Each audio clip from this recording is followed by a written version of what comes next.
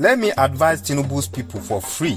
It is not by imposing all sorts of taxes and removing all subsidies that will increase the value of the naira. Take it for free. When you impose heavy taxes and remove all sorts of subsidies, do you know what you are doing to the economy? You are killing the economy completely. Even countries that are already developed subsidize different sectors of the economy. As mighty as America is, the American government heavily subsidized the domestic agriculture sector, the oil sector, energy producers, some housing, automakers, and some healthcare. That is America that has a GDP of 27.36 trillion as of December 2023. Look at the sectors they are subsidizing. Nigeria's GDP is just $1.115 trillion. Yet you are interested in removing all subsidies and imposing heavy taxes, and you expect that country to grow. Now, look at the calibers of companies that are leaving Nigeria in less than 1 year that this administration came in. Yet, more companies are still shutting down. Do you know why they are shutting down? Unbearable business conditions. Tax is one of those conditions. This subsidy removal is also part of those unbearable conditions. I will explain in details in a while. You cannot remove subsidy and be imposing heavy taxes at the same time, and you think the productivity of that country will increase? It will decrease. As these companies are shutting down, people are losing their jobs. The young ones that were gearing up to start one small business or the other, they are already terrified and paralyzed by your harsh taxes and unbearable business policies. As such, people don't make a move. Or are you talking about external potential investors? Someone came out to say, so time Nigeria will start exporting products and it will make the naira value to increase. Excuse me, you can imagine that vague statement. That's to show you that these people don't even have a clue to the solution of our problems. Where will you export the products from? What do we have that we want to export apart from our oil?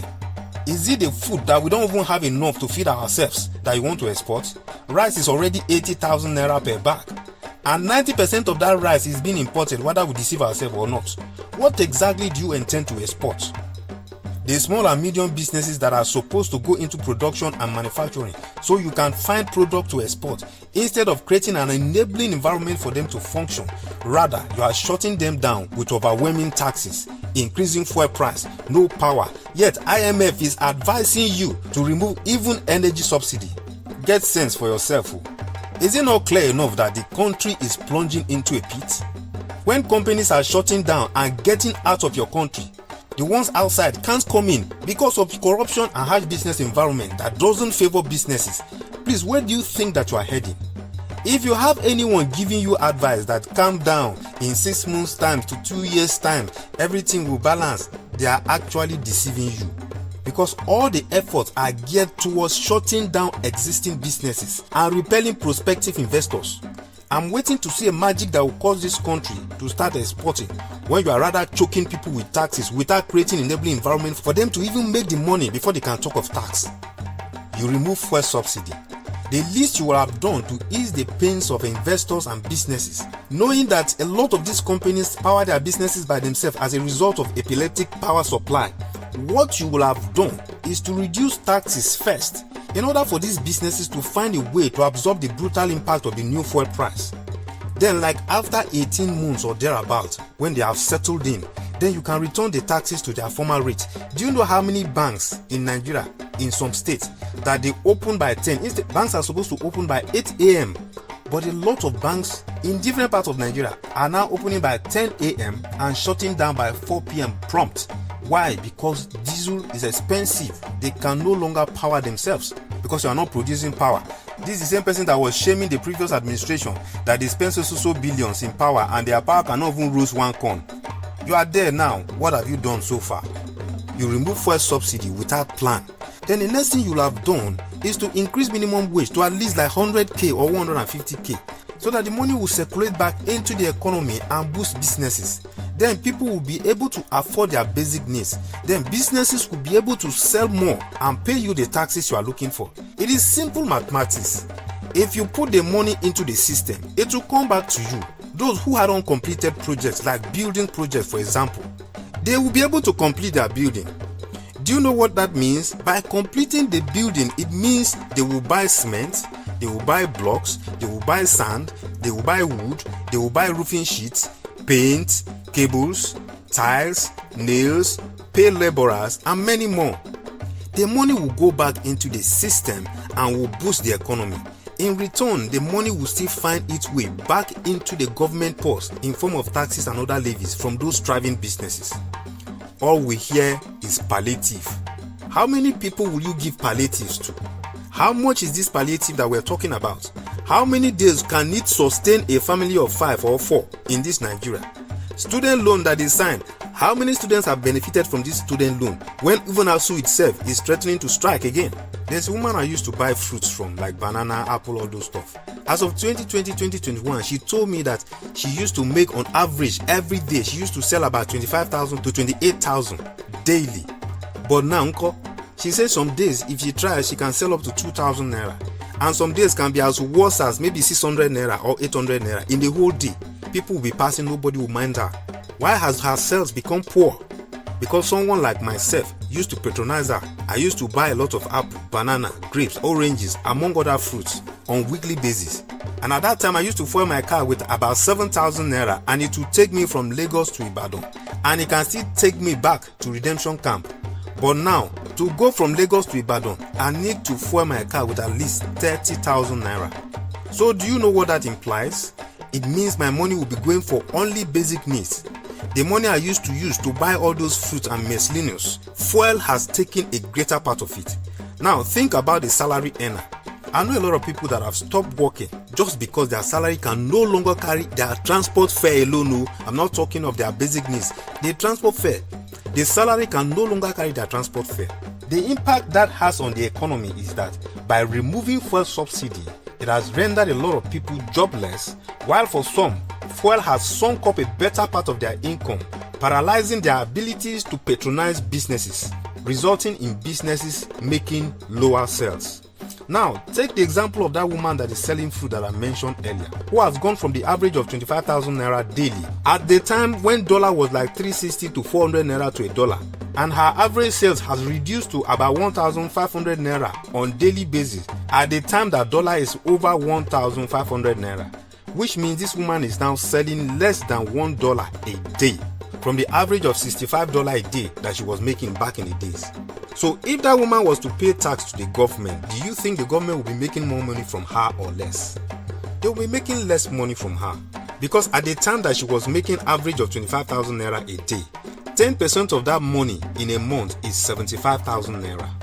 But now that she's making average of 1,500 naira on daily basis, 10% of that money in a month is 4,500 naira. Can you see the wide gap from 75,000 naira tax to 4,500 naira tax? So the government will be losing 70,500 naira from that single businesswoman. That is 94% loss. Please, do you own a calculator? Do your own calculation and compare it. Multiply that by hundreds of thousands of other businesswomen and men out there that have the same negative impact on their businesses. This thing is not rocket science. Use your tongue to count your teeth. It is simple. You are playing your cards in reverse. Whether it's IMF or any advisor that is giving you this advice, it will shock you where it will lead us in the next 2 years. When you are thinking the dollar has reached its maximum, the next day you will hear that it has hit another rate. And you think one magic will now happen one day that will normalize everything. I hope we see where Ghana is today. Don't think that Ghana currency has value. It is a mirage. Ghana went down the drain till they had to reprint their currency.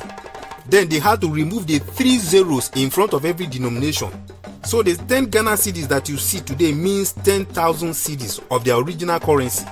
If you see 100 Ghanaian cedis, it means 100,000 Ghanaian cedis of their former currency that they reprinted from. Go and check and you will find out what I'm talking about. Because inflation plunged them deep down. And if you doubt what I'm saying, take about $200 and go to Accra. Stay there for a week and you know how much will be left with you. Take the same $200 and go to Cotonou.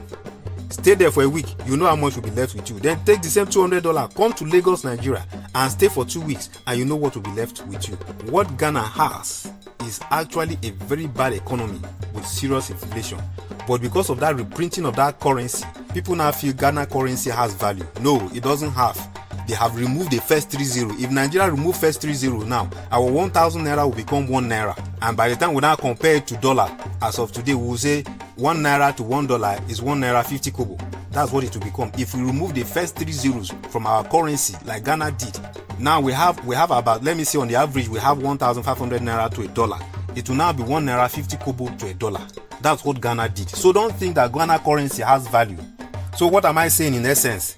That is the same route that Tinubu's administration is heading. I know a lot of people won't like what I'm saying. Not a problem. And there are a lot of them who will say, what do you even know about economy? But I think if the people who are in the affairs of things knew better, we will have started seeing changes already. But the greatest deception we give ourselves is to think that it's because the policies are new, that's why they are biting hard. It will soon ease off. You have started seeing the protest already. I saw a protest from Ogun State, Tinubu's own state. I thought they said the protests in the north were politically engineered. So who is engineering Tinubu's own state protests? That was the same state that they were singing Ama Wale, Ama Dibo, Ama. Now, those same people are now singing Ebing Pawao. When you know that you have nothing else left to eat except your own flesh, it is rather you come out and die on the street, where everyone will know that you die of hunger from the government decisions, than to die secretly in your room where nobody will even know that you died until you start smelling. So pockets of protest will continue to pop up from different parts of the country. Instead of to eliminate those that are stealing subsidy funds, you can't touch them because you are all in the same corruption boat. So it's preferable to punish the people. Who say they can't stop those that are stealing our commonwealth in the name of subsidy? Are they spirits? But you know they say that he that goes to equity must come with clean hands. You people have to revisit decisions you have made to see how you can amend some of them and enable businesses to thrive and attract external investors before you can even think of making money from those businesses. Or will you go and tax a business that has already shut down? How can you be focusing on tax without thinking how those funds that will be used to pay you tax are generated? Haba, they want to collect money from every corner. Let me tell you this, if you like, collect 90% of what every Nigerian is making every month. You will only succeed to have so much money to buy more bulletproof cars and embezzle more. But that will never lift the value of your currency. Mark my words, it is not taxes that will increase your GDP or the value of your currency. It is the productivity of your nation that determines that. I summarize with this story that a man of God told us on 31st December during the crossover service last year. He told us of his friend who owned a company in Lagos. And these Tinubu people went to tax prove that company and they found out that the man was paying his tax up to date. Do you know what they did? They went back and dug back into 10 years ago when the company has not been paying tax. And they calculated everything and came back and said plus interest, the man should bring 100 million naira. And the man said, if I have that kind of money, will I give it to you as tax? I would rather shut down the business and move somewhere else. They went and came back again, and they now summarized. They say, okay, bring 45 million naira so that we'll close the case. Guess what? The man shut down the business and moved to Belgium. Bottom line of the story is this. Not only that the business that was bringing money into the economy has been shut down, but 22 staffs lost their jobs because he employed 22 people to work in that company. So in pursuit of tax, you have rendered 22 people jobless. Not as if you are providing jobs for people, yet the ones that manage to have jobs, you are rendering them jobless. Just because you have never done business before. They pay you salaries from the nation's purse. It is not your business whether all businesses in Nigeria shut down. Your salary will still continue to flow. Now this man was up to date with his tax. But now that you have succeeded in shutting him down, will you still follow him to Belgium to tell him to come and pay you tax? No. You have stupidly lost that money. Also, do you know that the salaries of those 22 staff used to come back into the economy of Lagos State? Because they go to work every day. So they pay transport fare to bus drivers, and later those bus drivers pay it as tax to MC Oluomo and his cohorts. And that money will still find its way back into the government purse. Those 22 people used to buy recharge cards. They buy food. Trust me, living in Lagos, at the end of every month, your salary is gone. Where did it go? It went back into the system. Bottom line, these 22 people are not the only ones that have lost.